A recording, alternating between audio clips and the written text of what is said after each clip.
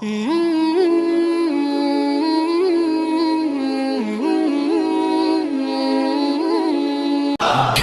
تقریر کی جا سکتی ہے، اشرا پڑھا جا سکتا ہے صرف امام صادق۔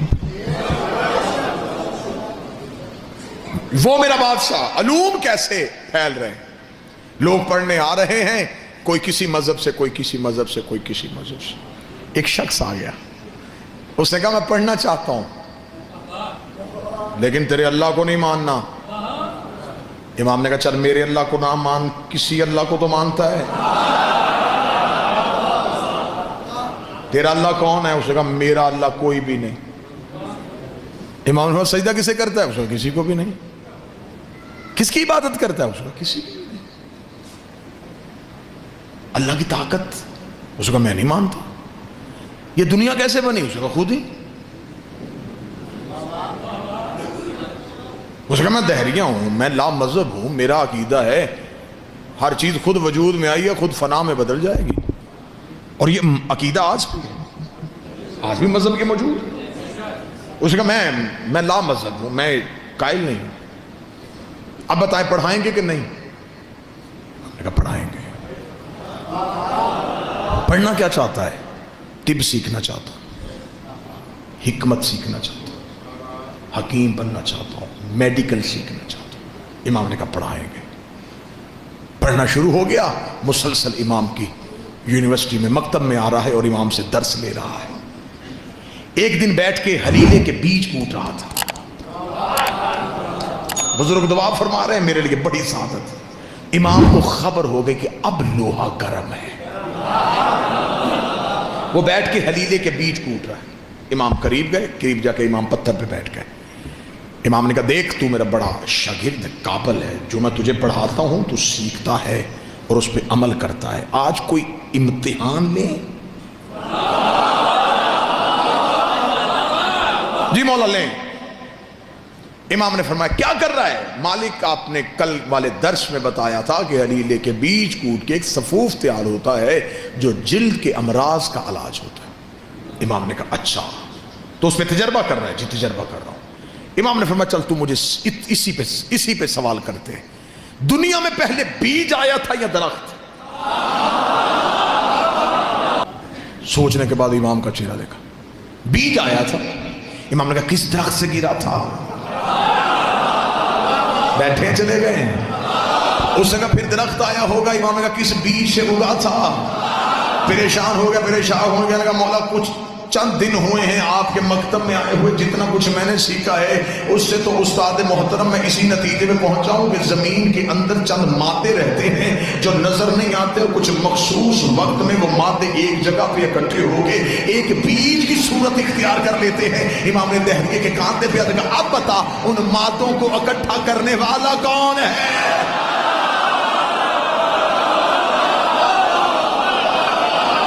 کون ہے جو ان مادوں کو اکٹھا کرتا ہے؟ تو نے نہ نظر آنے والے مادے مان لیے، نہ نظر آنے والا اللہ کیوں نہیں مانا؟ جیسے مادے نظر نہیں آتے ایسے مادوں کا خالق بھی نظر نہیں آتا، جیسے وہ بھی چھپے ہوئے راز ہے ایسے وہ بھی چھپا ہوا راز ہے۔ اتنا کہنا تھا، اس نے قدموں پہ ہاتھ رکھے گا قربان جاؤں تیرے، تو نے صرف اللہ منوایا نہیں، تو نے تو دکھا بھی دیا۔ تو نے منوایا نہیں، تو نے دکھا دیا۔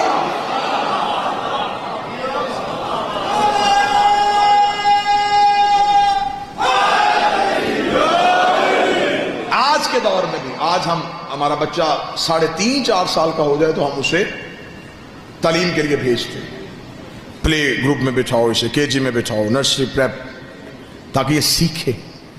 تو جب وہ بچہ پہلے دن جاتا ہے تو اسے کسی لفظ کی تمیز نہیں ہوتی، تو اسے ٹیچر جو ہیں وہ کلرز نیم یاد کرواتے ہیں۔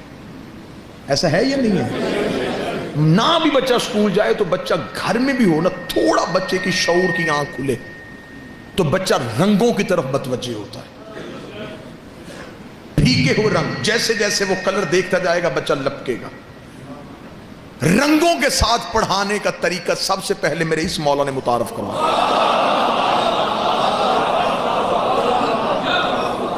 جب لوگ امام سے پڑھنے کے لیے آتے نا تو مولا نے فرمایا اکیلے نہ آیا کرو، گھروں سے بچوں کو لایا کرو۔ تو کہا مولا اس لیے نہیں لے کے آتے، ہم نے پڑھنا ہوتا ہے، وہ شرارتیں کرتے. امام نے کہا تمہیں نہیں پتا حجت کی محفل میں کوئی شرارت نہیں کرتا.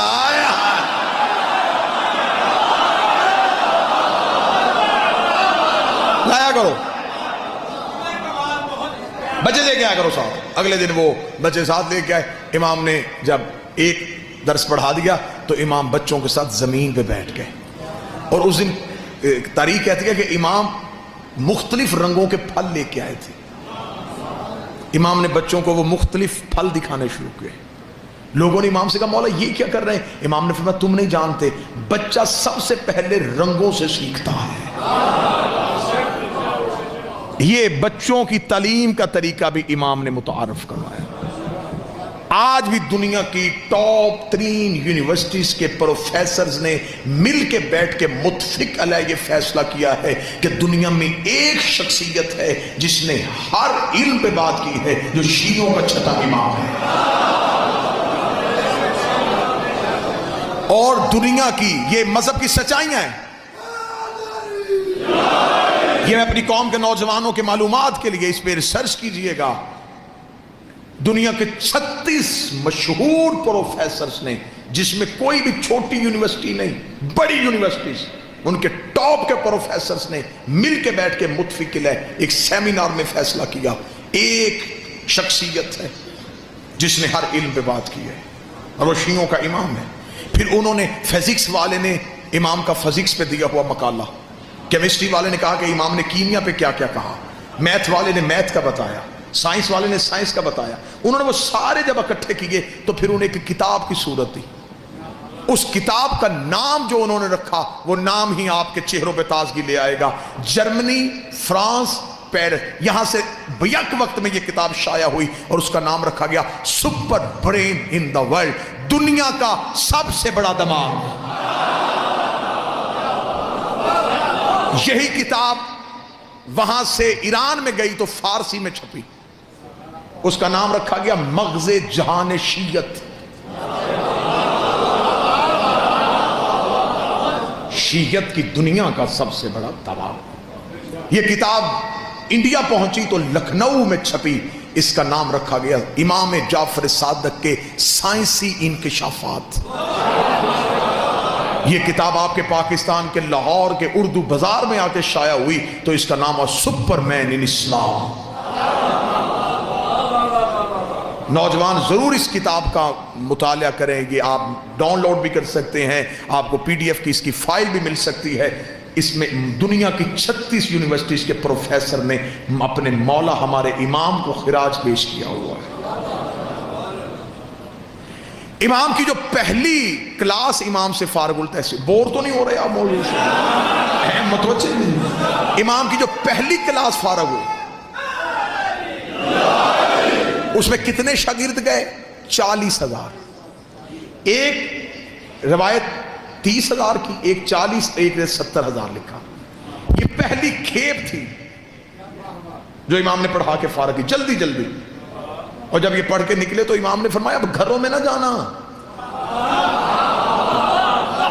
یہ نہ ہوگا سیکھ کے اب گھروں میں جا کے بیٹھ جاؤ. مولا حکم فرمایا پھیل جاؤ، دنیا کے کونے منتخب کر لو، دور دور چلے جاؤ، پھیل جاؤ دنیا میں.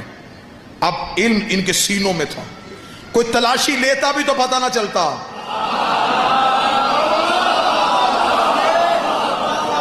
امام نے سینوں میں علم کا بارود بھرا. امام نے مجاہد تیار کر کے علم کے بھیج دیے.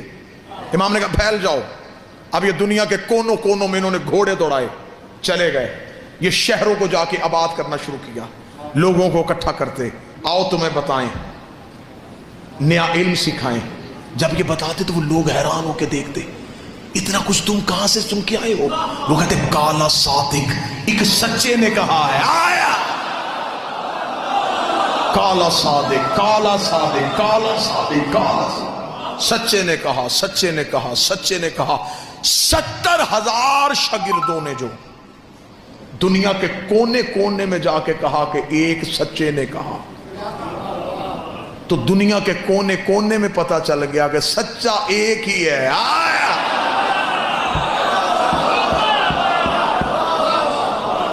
اب یہ فقہ پھیل رہی ہے، جہاں بھی جا رہی ہے یہ فقہ صادقی ہو رہی ہے. آپ نے تو آپ کے مذہب کی ابتدا پڑھ رہا ہوں. واللہ با حسین اتنا ظلم ہوا ہے اس مذہب کے علم کے ساتھ. شیخ توسی کے قبلہ تشریف فرمائیں کی تائید، شیخ توسی ہمارے مذہب کا، ان کے دور تک امام کے 400 کتب امام کی موجود تھی، کلمی نسخے. سقوط بغداد جب ہوا تو پھر علماء کہتے ہیں صرف 33 کتابیں بچی، باقی ساری کتابیں ضائع کی گئیں. شیعوں کا علمی ذخیرہ بالکل تباہ کیا گیا. 33 کتابیں بچی. جتنا کچھ آج بیان ہو رہا ہے یہ ان 33 میں سے ہے.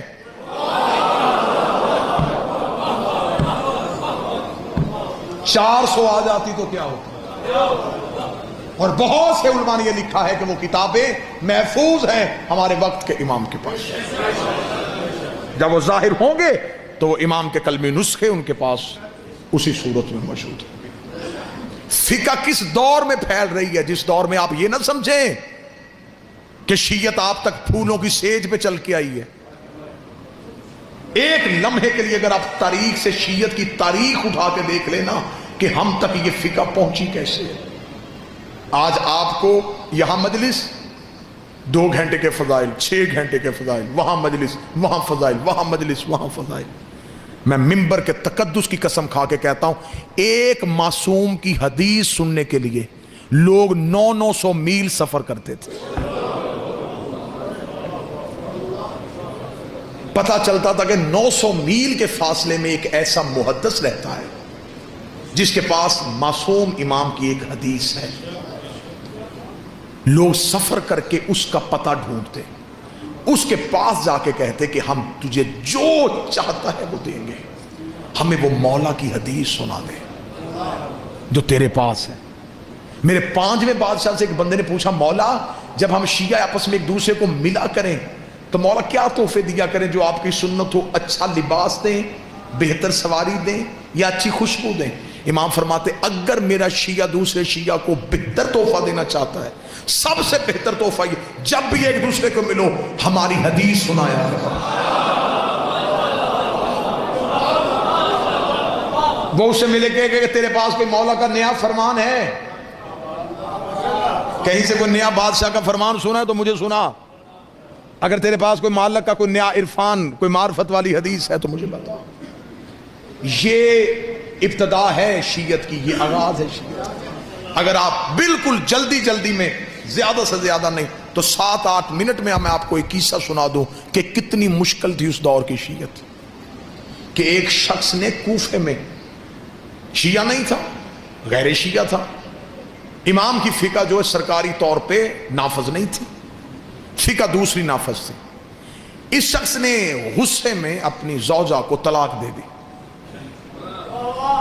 صبح کو اٹھ کے اس نے علماء سے رجوع کیا. حل انہوں نے جو حل بتایا اس نے کہا نہیں، اسلام غیرت کا مذہب ہے. منبر کی تہذیب ہر بات کو کھولنے کی اجازت بھی نہیں دیتی. یہ تو مولوی کا شروع سے طریقہ کار ہے نا جی کہ کوئی نہ کوئی رستہ تو اس نے نکال. ایک بندے نے مولوی سے جا کے کہا تھا، اس نے کہا مولوی صاحب میں نے غصے میں اپنی بیوی کو طلاق دے دی ہے. اس نے کہا جی یہ حل ہے. اس نے کہا یہ نہیں مولوی صاحب اس کے علاوہ کوئی حل. اس نے کہا میں کیسے حل نکالوں؟ اس نے کہا اچھا مولوی صاحب حل کوئی نہیں، میری قسمت یہ 10,000 روپیہ مدرسے کے لیے چندہ لے کے آیا تھا، اگر کوئی حل نکل آتا تو شاید چندہ بھی دے دیتا. اس نے کہا اچھا مجھے بتا طلاق کہا تھا یا طلاق کہا تھا؟ اس نے کہا جی میں نے طلاق کہا تھا. اس نے کہا تے سے نہیں ہوتی،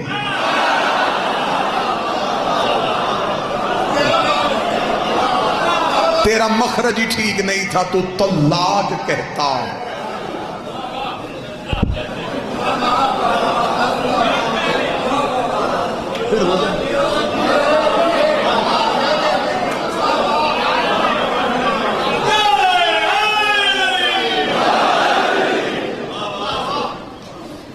اقبال ہی نے کہا تھا نا کہ ملا تو ابلیس کو بھی برگلا دے. اب اس نے کہا کہ کوئی حل تو پھر یہی ہے. اس نے کہا یار کوئی کسی جگہ سے کوئی اور حل مل سکتا ہے؟ ایک شخص نے کہا ایک حل ہے، ایک فقہ ہے،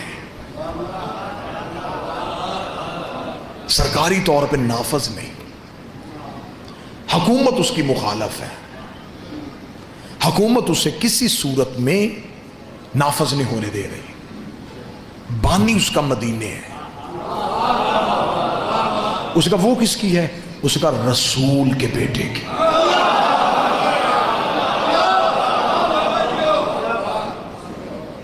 اب اس دور میں نہ پریس نہ میڈیا، اس نے کہا کوئی رسول کا بیٹا موجود ہے وہاں پہ؟ وہاں ہے۔ اس نے فوراً وہاں سے نکلا اور مدینہ وہاں پہنچا تو وہاں مدینے بازار میں ایک کوفے کے رہنے والے دکاندار سے ملاقات ہو گئی جو تجارت کے لیے مدینے تھا۔ اسے جا کے ویسے ہی حال احوال پوچھنے کے بعد بے نیازی میں کہنے لگا یار امام جعفر صادق، اس نے اتنا کہا، یا دکاندار نے دوڑ کے آ کے منہ پہ ہاتھ رکھا، منہ پہ ہاتھ رکھ کے شہر سے باہر لے گیا۔ شہر کے باہر تنہائی میں جا کے کھڑا کر کے کہنے لگا دوبارہ یہ نام نہیں لینا۔ کیوں؟ اس نے کہا تو نہیں جانتا، انہیں گھر میں پابند کر کے رکھا ہوا ہے، گلی میں فوجی ہے، مخبروں نے اس گلی میں کرائے پہ گھر لیے ہوئے ہیں کہ کون امام سے ملنے آتا ہے۔ حاکم کی طرف سے اتنی سختی ہے کہ جو نام لیتا ہے اگلے دن شہر میں اس کی لاش ملتی ہے۔ تو کوفے کا تھا، اس لیے میں تجھے سمجھانے شہر سے آ گیا، واپس چلا جا، اب مدینے شہر کا رخ نہ کرنا۔ یہ کہہ کے وہ مدینے کی طرف چلا، یا وہ شخص پیچھے چلا۔ اس نے کہا اب کہاں آ رہا ہے؟ اس نے کہا اب ملوں گا، اب یقین ہوگا یہ سچا ہے۔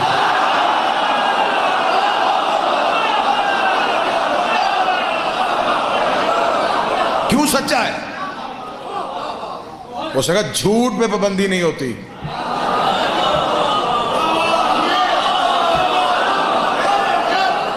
پابندی لگے یا کوئی لگوائے،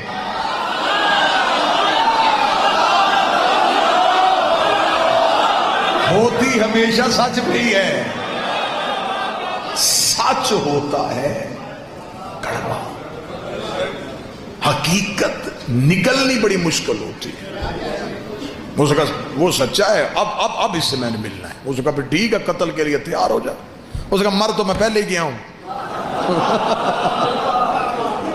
اب میں ملوں ہی ملوں۔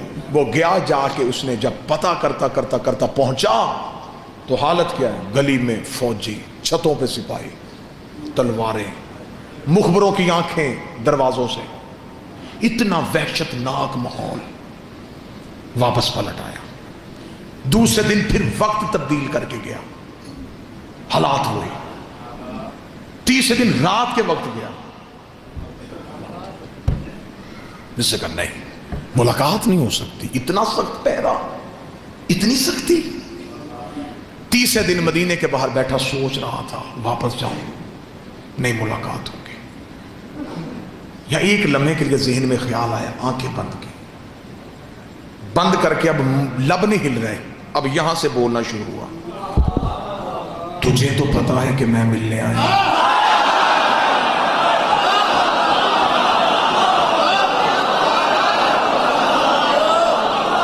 تجھے تو خبر ہے کہ میں آیا، مل لے، بڑا دور سے آیا۔ اب یہ عشق کا تقاضا ہے کہ یہاں کا لہجہ وہ جلدی سنتے ہیں۔ جو ہی اس نے یہاں سے پکارا تو کان میں ایک آواز آئی، سبزی لے لو۔ اس نے پیچھے مڑ کے دیکھا تو ایک سبزی فروش، بسیدہ سا لباس، سر پہ سبزی کا ٹوکرا، بے نیازی سے جا رہا ہے۔ بھائی کہاں جا رہا ہے؟ مدینے۔ کیا کرتا ہے؟ اس کا سبزی بیچتا ہوں۔ بھائی کبھی محلہ بنی ہاشم میں گیا ہے؟ روز جاتا ہوں۔ کبھی امام سے ملا ہے؟ نہیں ملا تو نہیں ہوں، لیکن میں جاتا ہوں کیونکہ میں کسی سے کوئی میرا تعلق نہیں، میں تو دکاندار ہوں، میں سبزی بیچتا ہوں۔ اچھا تجھے کوئی روکتا نہیں؟ مجھے کیوں روکنا، میں تو اپنے کاروبار کے لیے آتا ہوں۔ بھائی سبزی بیچے گا؟ کیا لے گا؟ نہیں ساری دے۔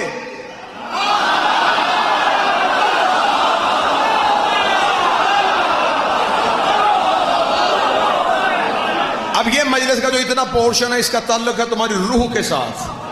یوں تمہارے بدنوں سے روحیں پرواز کریں گی اور تمہیں یوں مدینے میں دہلیز بادشاہ کا سجدہ نصیب ہو. اچھا ساری سبزی بیچ بھائی، لباس بدل لے. یہ میرا نیا لباس ہے، قیمتی ہے، یہ لے لے. یہ بسیدہ لباس دے دے. لباس تبدیل ہوا، سبزی کا ٹوکرا سر پہ لیا. مدینے کی سیال کوٹ میں جملہ ضائع ہو گیا تو پھر آج کے بعد اس موضوع پہ یہ جملہ میں ممبر پہ پڑھوں گا ہی نہیں. کتنا اچھا تھا، سبزی فروش بن گیا، ضمیر فروش نہیں بنا. واہ یا حسین، یہ ہے قدر، اسے کہتے ہیں قدر. سبزی فروش بن گیا، عقیدہ فروش نہیں بنا.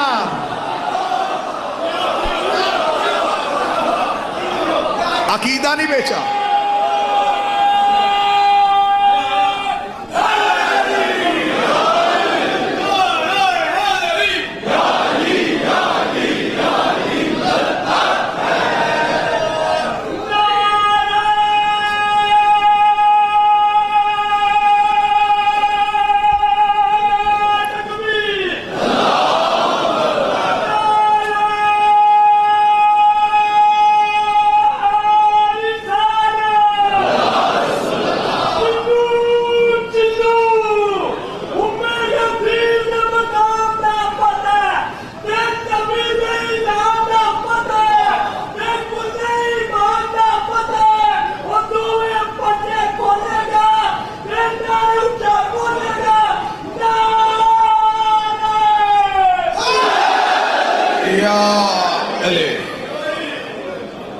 سبزی فروش بن کے یوں مدینے میں داخل ہو. مدینے شہر میں داخل، سبزی لے لو، سبزی لے لو، سبزی لے لو. گزرتا گزرتا محلہ بنی ہاشم تک پہنچا. پہلی چیک پوسٹ پہ سپاہیوں نے روکا. اچھا اچھا اچھا سبزی فروش ہے، چل. اب محلے میں قدم آ گیا ہے، دل کی دھڑکن کانوں میں سن رہی ہے، اپنے ہی پاؤں اٹھانا مشکل ہو رہا ہے. جس کے لیے ترس رہا تھا وہ لمحہ آ گیا ہے. مخبروں کی آنکھیں بھی دیکھ رہا ہے، سپاہیوں کی تلواریں بھی نظر آ رہی ہیں، فوجیوں کے پہرے بھی ہیں. قدم بڑھتے چلے جا رہے ہیں. جو ہی دیکھا کہ دروازے کے سامنے سپاہیوں کا رش زیادہ ہے، ذہن میں پتہ چل گیا یہی کر رہے ہیں، یہ دروازہ ہے. اس دروازے کے سامنے پہنچا، سپاہیوں نے پھر روکا، تلاشی لی، گزرا. اب یوں دائیں طرف امام کا دروازہ ہے. سپاہیوں کے خوف سے دیکھ بھی نہیں رہا، گزر بھی رہا ہے. اگلا قدم دروازے سے آگے بڑھنے والا تھا، یا پھر یہاں سے بولا یہاں تک میں آ گیا ہوں، یہاں تک آنا میرے بس میں تھا، یہاں تک میں پہنچ گیا ہوں. اب گیا تو پھر میں چلا جاؤں گا، اب نہیں میں واپس آؤں گا. مجھے 3 دن ہو گئے تیرے انتظار میں، اب تو مجھ سے مل لے. چل جواب نہ بتانا، مل تو لے، چل دیکھ تو لوں. ابھی یہ کہہ رہا تھا یا امام کی حویلی کا دروازہ کھلا. نوکر کی آواز آئی، سبزی فروش اندر آ، آج مولا نے سبزی دے کے لینی ہے. تو بیٹھا سیال کوٹ میں، آج میرے مولا نے سبزی دے کے لینی ہے.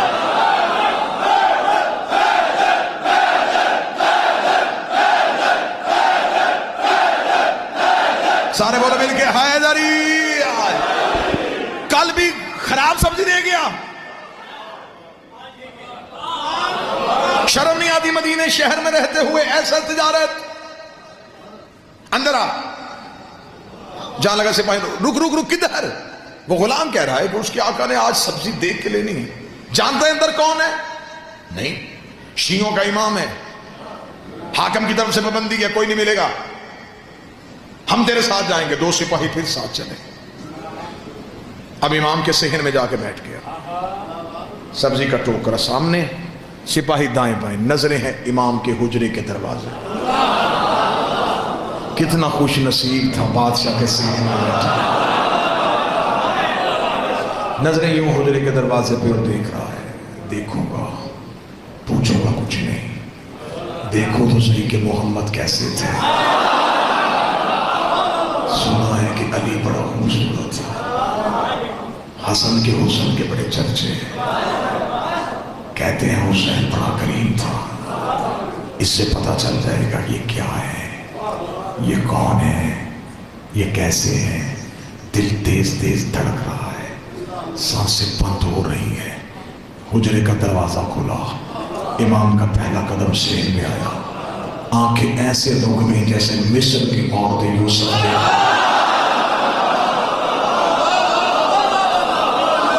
انگلیاں نہیں کٹی، دل ہی کٹ گیا، خود ہی کٹنا شروع ہو گیا۔ امام کے قدم چل رہے ہیں، سر پہ رسول والا امامہ، علی والی دستار، عصائے موسیٰ کو ہاتھ میں لیے ہوئے، حسین جیسا چہرہ، حسن جیسا ماتھا، سجاد جیسی آنکھیں۔ چلتے چلتے امام سبزی کی ٹوکری کے قریب بیٹھ گئے۔ امام نے یوں کپڑا ہٹایا، یہ صرف رخ امامت کو دیکھ رہا ہے، 44 سال کو بھول چکا تھا، یہ اپنے مقصد کو بھول چکا تھا، یہ صرف چہرہ امام کی زیارت کر رہا تھا، یہ خوشبو امامت کو اپنے اندر محسوس کر رہا تھا۔ یا تھوڑی دیر کے بعد سے اپنا چہرہ امام کے قریب کیا، ابھی بولنے کے لیے لب کھولنے لگا تھا، یا امام نے جھکی نظروں سے کہا تیری طلاق نہیں ہوئی۔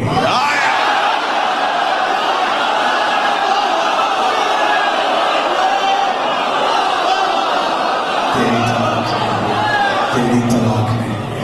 امام نے اتنا جملہ کہا، آنکھیں چندھا کے کھولے، آہستہ سے کہنے لگا میں نے پوچھا تو نہیں۔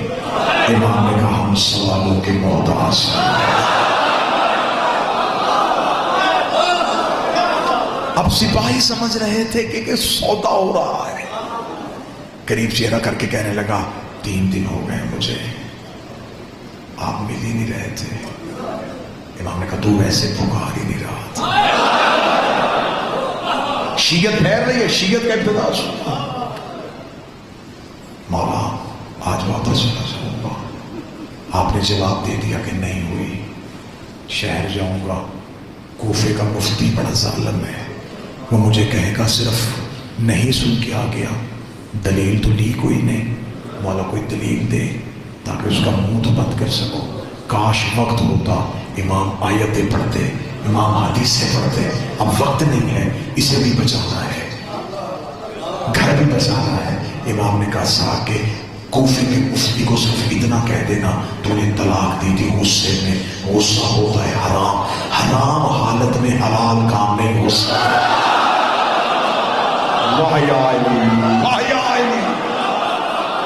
اب کون لائے گا اس دلیل کا جواب؟ اتنا کہنا تھا بس، آخری جملہ اور منبر اتنا کہنا تھا، یوں اس نے، اور یہ محبت کا تقاضا ہے کہ جب محبت غالب آتی ہے تو سب سے پہلے خوف ختم ہو جاتا ہے۔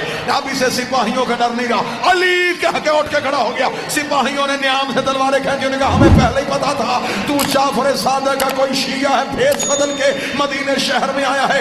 سپاہیوں نے گریبان سے پکڑ کے بدن کو گھسیٹنا شروع کیا، اس کی نظریں امام کی طرف تھی، امام کی طرف دیکھ کے مسکرا کے کہا اب زندگی سے محبت نہیں رہی، اب موت کا ڈر نہیں رہا، اب میرے بدن کا لہو تیرے قدموں میں آ جائے، اس سے بڑھ کے میرے لیے عزاز کوئی نہیں ہوگا۔ لیکن زہرا کا بیٹا مجھے اتنا بتا دے، میں روز سوچا کرتا تھا کہ واپس چلا جاؤں، آدھے رستے سے واپس آ جاتا تھا، مجھے کون سی چیز واپس نہیں جانے دیتی تھی؟ امام نے کہا ایک دن بھی تیری ماں نے تیری تربیت میں خیانت کی ہوتی تو میرے دروازے پہ آئی نہیں۔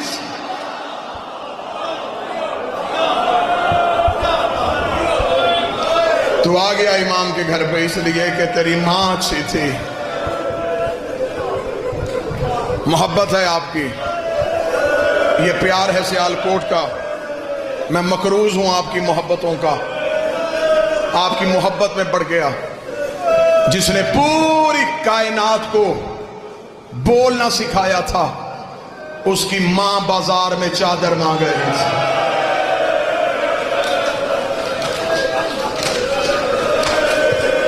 بیٹھے ہیں سارے جنازے کے انتظار میں. میں مصیب پڑھنے سے پہلے اپنے وقت کے بادشاہ سے معافی مانگوں گا. مولا مجھ نوکر کو معاف کرنا، میں تیرے جد کے فضائل پڑھنے میں اتنا مگن تھا. مولا جنازے میں دیر ہو گئی. آج کے جنازے میں دیر اس لیے بھی نہیں کرنی چاہیے تھی کہ اس جنازے کو کاندھا دینے کے لیے وہ آیا ہے جو 14 سال کا تھکا ہوا ہے، جس کی کڑیاں بھی نہیں کھلی تھی، جس کے زیور بھی نہیں اترے تھے.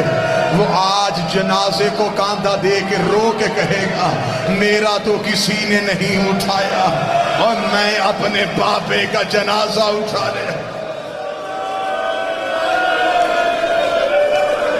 جتنے مات میں بیٹھے ہو کوشش کروں گا شہادت کے 2-4 جملے پڑھ سکوں. غربت میں اس کی اپنی مثال. یہ جتنے مات میں بیٹھے ہو نا، میں واللہ حسین اشرا ہوتا تو میں امام صادق پہ پڑھتا. عزاداری طریقہ ہی اس مولا نے سکھایا. یہ جو ہم ماتم کرتے ہیں نا، یہ جو ہم روتے ہیں، اس کی تہذیب بھی ہمیں اس بادشاہ نے سکھائی ہے. عزاداری کے طریقے اس مولا نے سکھائے ہیں. اس کی پہلی نشانی بتاؤں، مدینے کے لوگ کہتے ہیں ہم محرم کا چاند آسمان پہ نہیں دیکھتے تھے. وہ کہتے جعفر صادق کے گھر سے رونے کی اتنی آوازیں آتی ہمیں پتہ چل جاتا کہ محرم کا چاند طلوع ہو گیا ہے. امام بارگاہوں میں، گلیوں میں، چوراہوں میں رونے والوں، تم روتے ہو تھوڑی دیر کے لیے، بیٹھ کے روتے ہو. روتے روتے کوئی مرد مومن چہرے پہ اپنے ماتم کرے، کوئی پرسا دے، ساتھ والا مومن ہاتھ پکڑتا ہے، کوئی گر جائے، ساتھ والا مومن پانی پلاتا ہے. اگر برداشت کر سکو تو میں پڑھوں روایت. رکھ میرے سر پہ قرآن، مدینے کا رہنے والا ہے، نام اس کا یحییٰ ہے. اس نے روایت کیا، اس نے کہا 1 سال میں مدینے میں تھا، میں نے دیکھا کہ لوگ ٹولیوں کی صورت میں جعفر صادق کے گھر کی طرف دوڑ رہے تھے. میں نے پوچھا کیا ہوا؟ انہوں نے کہا محرم کا چاند آ گیا ہے، ہم امام کو پرسہ دینے جا رہے ہیں. وہ کہتا میں بھی اسی رش میں شامل ہو گیا. یحییٰ کہتا جب میں گیا، امام کے دروازے پہ لوگوں کا رش تھا، جعفر صادق کے دروازے پہ لوگوں کا ہجوم تھا. یحییٰ کہتا میں نے بھی اپنا گریبان کھولا، میں بھی امام کے دروازے پہ کھڑا ہو گیا. یحییٰ کہتا میں اپنے پنجوں پہ کھڑا ہو کے میں نے دیکھا کہ کوئی شخص زمین پہ لیٹ کے رو رہا ہے. وہ کہتا میں نے ایک بندے سے پوچھا یہ کون ہے؟ اس نے منہ پہ پیٹ کے کہا یہ ہمارا امام ہے، نام جس کا جعفر صادق ہے.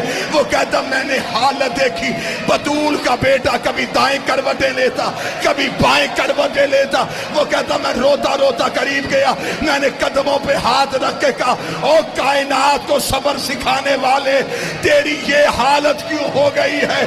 امام نے انگلی کا اشارہ کر کے کہا وہ چاند طلوع ہو گیا جس نے میری ماں کو زخمی کر دیا، جس نے میری ماں کی ردائیں چھین لی.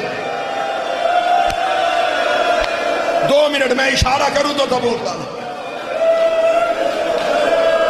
سارا سال اس امام کے دکھ نہیں پڑے جاتے. جہاں اتنا بیٹھے ہو، 7 یا 8 منٹ اس مولا کے درد سننا. قبر مبارک کہاں؟ بقیہ میں. آج بھی ماں کے پہلو میں ہے. وہاں ایک ماں، 4 بیٹے، 5 کی غربت ہی علیحدہ. حسین کی لاش 3 دن بغیر کفن کے پڑی رہی. آج کربلا جا دیکھو، حسین کے روزے، حسین کا صحن، حسین کا محل بنا ہوا ہے. غازی کے بازو قلم ہوئے، غازی کا روزہ ہے. اللہ جانے کتنے دکھی کیا ہے ان اماموں کو. آج بھی دھوپ کی چادر ہے، آج بھی قبر پہ چراغ کوئی نہیں.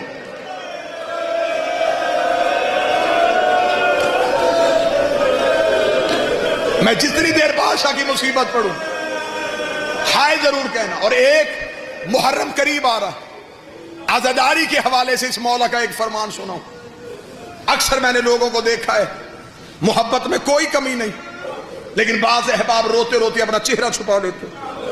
یہی میرے مولا مجلس پڑھ رہے تھے، سامنے بیٹھے کہ بندے نے چہرہ چھپا کے رونا شروع کیا، امام نے مجلس چھوڑی، امام نے مجمع سے جا کے اس کے چہرے سے رومال ہٹایا، امام نے کہا کیا تو میری دادی سے شرمندہ ہے؟ چہرہ چھپا کے کیوں رو رہا ہے؟ مولا کیسے رو؟ امام نے فرمایا ایسے رو جیسے بوڑھی ماں جوان بیٹے کی لاش پہ روتی ہے، تجھے خبر ہی نہیں کہ ہمارا نقصان کتنا۔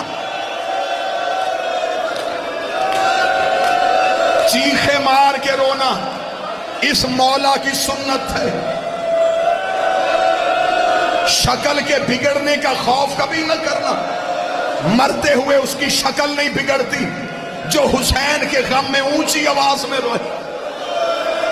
دوسری تہذیب اس مولا کی، مولا جس جگہ پہ مجلس ہوتی تھی، مولا مجلس میں آتے، مولا بیٹھنے سے پہلے اس جگہ کو چومتے۔ مولا نے کہا اگر دنیا کو پتا چل جائے حسین کے رونے والی جگہ کی منزلت کیا ہے، امام فرماتے لوگ اپنے گھروں میں جانا چھوڑ دیں۔ امام فرماتے یہاں فرشتے اپنے پر مس کرتے ہیں، اتنی متبرک ہے حسین کے رونے کی جگہ۔ بس عزادارو، پہلی غربت پڑھنے لگا ہوں اس بادشاہ کی۔ 3 بار امت نے زہرا کے گھر کو آگ لگائی۔ پہلی بار جب سیدہ بیٹیوں کے ساتھ مدینے تھی، انہوں نے امام کے گھر کو آگ لگا دی۔ 8 شوال یوم نہدا میں جند البقیع بھی گزرا ہے۔ میں بطول کی غربت پہ ایک جملہ پڑھ دیتا ہوں، رکھ میرے سر پہ قرآن۔ انہوں نے صرف دروازہ نہیں گرایا تھا، انہوں نے بطول کی حویلی گرا دی تھی۔ میں نے اپنے کانوں سے ایک عظیم عالم دین سے روایت سنی ہے، اس نے کہا اس سے بھی زیادہ غریب ہوگا علی کہ مسلمانوں نے علی کے گھر کی دیوار گرا دی۔ کئی دن علی نے کپڑا لگا کے بیٹیوں کے پردے کا بندوبست کیا، رو رو کے گلی میں کھڑا ہو کے کہتا تھا اس گلی سے نہ گزرنا، میری بیٹیاں بیٹھی۔ دوسری بار امت نے آگ لگائی کربلا کے جنگل میں، بطول کی بیٹیوں کے خیمے میں۔ تیسری بار آگ کب لگی؟ جب جعفر صادق اپنے گھر میں اولاد کے ساتھ رہ رہے تھے، ابن زید ملعون نے سپاہیوں کو ساتھ لے کے جعفر صادق کی حویلی کو آگ لگا دی۔ دعا کیا کرو رات کے وقت کسی شریف کے گھر کو آگ نہ لگے۔ ادھر امام کی حویلی کو آگ لگی، امام کی 3 بیٹیاں تڑپ کے اٹھی، وہاں گئی جہاں تیرا 7واں امام تھا، رو کے کہتی قاسم جاگ، ہمارے گھر کو آگ لگ گئی ہے۔ امام نے اپنے سر سے امامہ اتارا، امام نے کپڑے سے آگ کو بجھانا شروع کیا، امام کے امامے کو آگ لگی۔ موسیٰ کاظم کی چھوٹی بہن نے امام کے کرتے پہ ہاتھ ڈالا، رو کے دی کاظم تیرے امامے کو آگ لگ گئی ہے۔ کاظم نے بہن کو سینے سے لگایا، رو کے کہتے ہو قربان جاؤں، تجھے بھائی کا چلتا ہوا امامہ برداشت نہیں ہوا۔ ہائے غربت میرے دادے سجاد کی، جس کے سامنے آ کے سکینہ نے کہا سجاد میرے کرتے کو آگ لگ گئی، اور مجھے بتا میں جل کے مروں۔ برداشت کرو گے؟ لے آؤ جنازہ غریب کا، یا کوئی ماتمی مر جائے گا۔ جعفر صادق کا جنازہ، بطول کے بیٹے کا جنازہ، بغداد کے قیدی کے غریب باپ